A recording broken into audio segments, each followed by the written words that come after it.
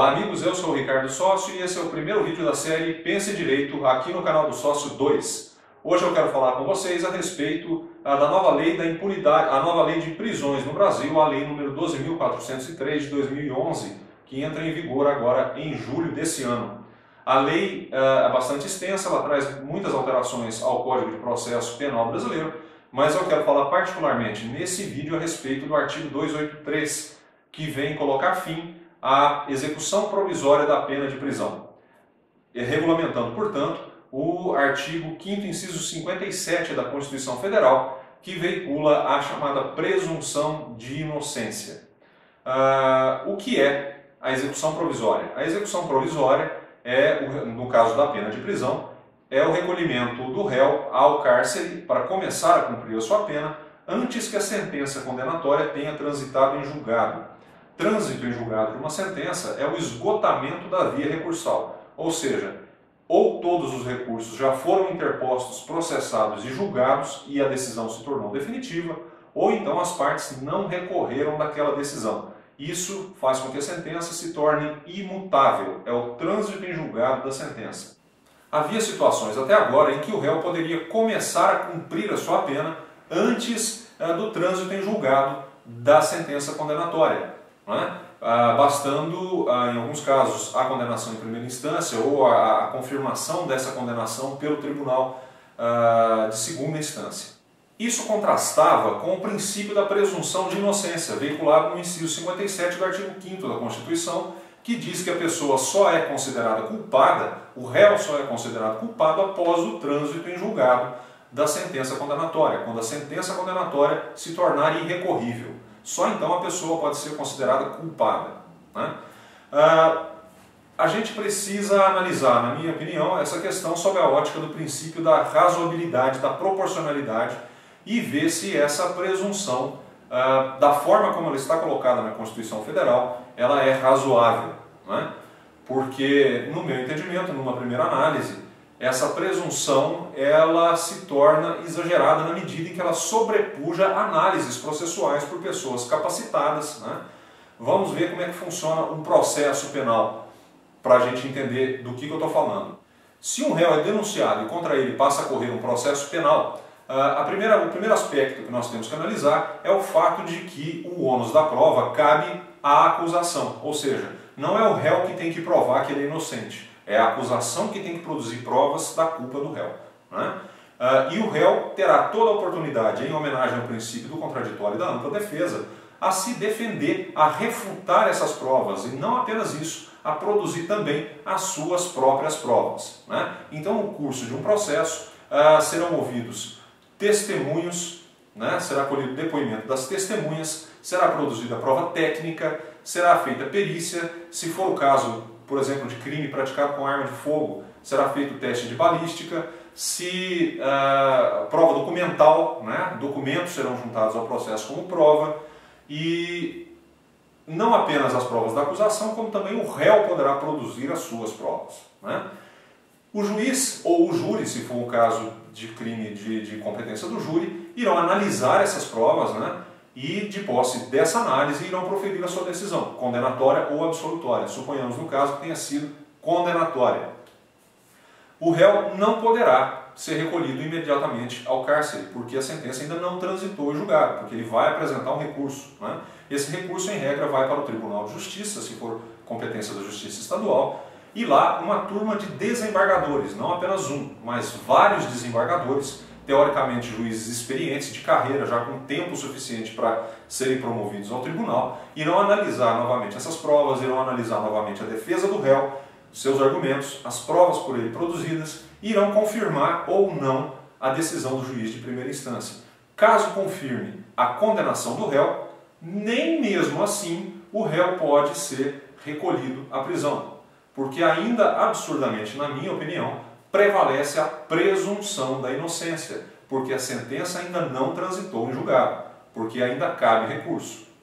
Então a gente tem o absurdo de uma presunção, sobrepujando análises técnicas reiteradas, julgamentos proferidos não apenas por um, mas por vários juízes, vários magistrados, desembargadores de tribunal, E, no entanto, apesar de todas essas análises e todos esses julgamentos, ainda prevalece a presunção. Quer dizer, isso não é mais, na minha opinião, uma presunção, é uma pós-zunção, é uma assunção de um fato, não previamente ao julgamento, mas apesar do julgamento. Ou seja, a presunção vale mais do que as provas produzidas, né? Porque mesmo da decisão do tribunal ainda cabe recurso para, se for o caso, para o próprio tribunal, né? Cabe recursos internos ainda para o tribunal, que vão tomar aí 6 meses, 1 ano, às vezes até mais para serem julgados. Mas caberá, um bom advogado vai alegar ainda violação de algum dispositivo legal e vai entrar com recurso junto ao Superior Tribunal de Justiça em Brasília, não é? Que é um tribunal composto por ministros nomeados pelo presidente da República e vão analisar a legalidade do processo, ver se no curso daquele processo não foi violado nenhum dispositivo de lei, né?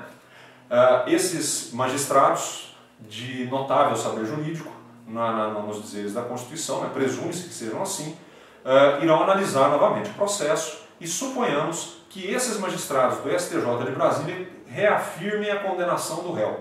Mesmo assim, esse réu ainda não poderá começar a cumprir a sua pena, porque ainda cabe em tese, o bom advogado ingressará com recurso para o Supremo Tribunal Federal, alegando aí a violação de princípios de preceitos constitucionais no curso do processo. Veja, mesmo que não tenha havido, o bom advogado vai alegar isso aí para prolongar a duração do processo e ver se empurra esse crime rumo à prescrição, né?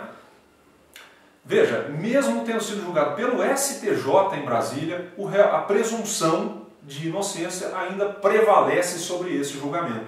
Somente quando o STF, o Supremo Tribunal Federal, proferir a sua decisão definitiva é que o réu poderá ser recolhido à prisão, né?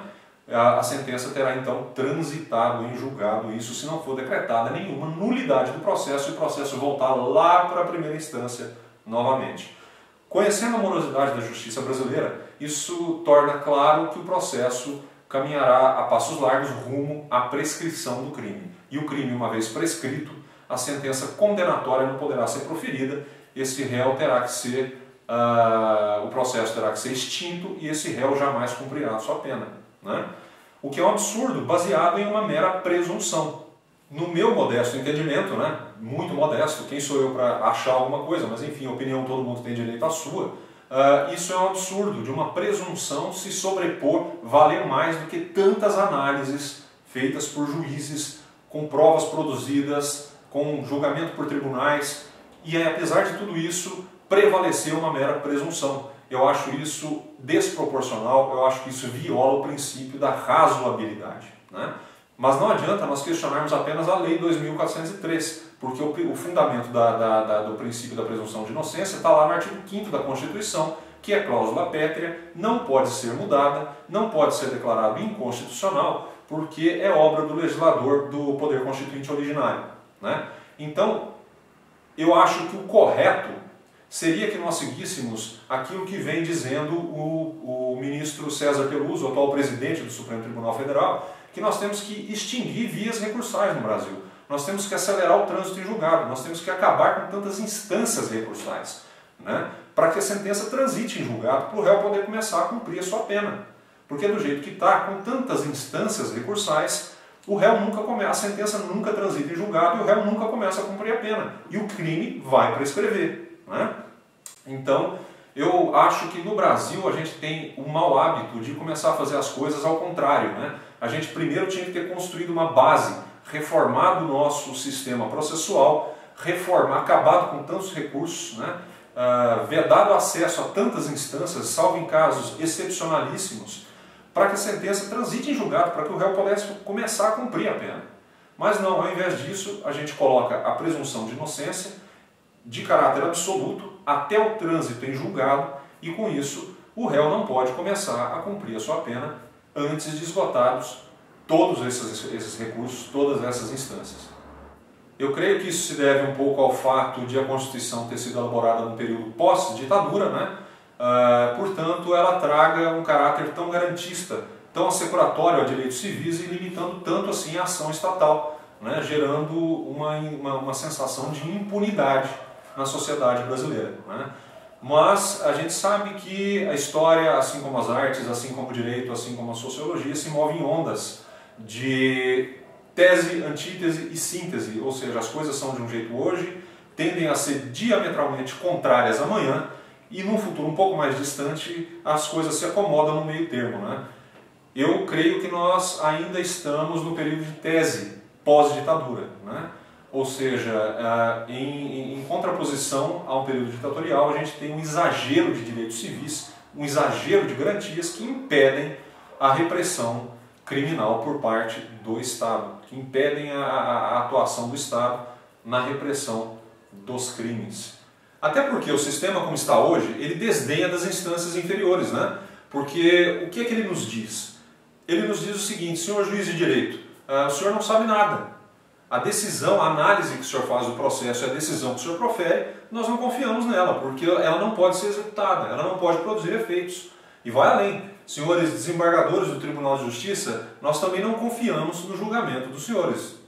Os senhores são juízes experientes, de carreira, chegaram no tribunal, são vários, né? Mas nós não confiamos no julgamento dos senhores desembargadores, tanto que o réu não pode ser preso em razão da sua decisão. Sobre a sua decisão prevalece uma mera presunção. A mera presunção tem mais valor do que a decisão dos desembargadores de um tribunal de justiça. Mas não para por aí, né?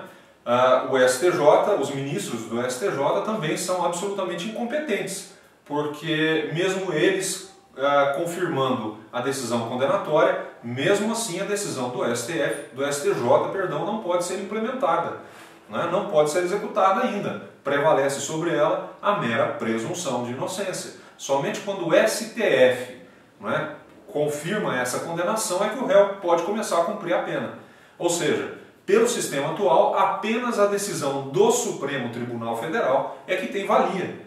Por esse raciocínio, a gente pode perguntar, né, para que é que esse processo então está passando por todas essas instâncias, né, demorando aí 15, 20 anos para chegar no STF, né, movimentando a máquina estatal, gastando dinheiro, porque isso custa caro, né?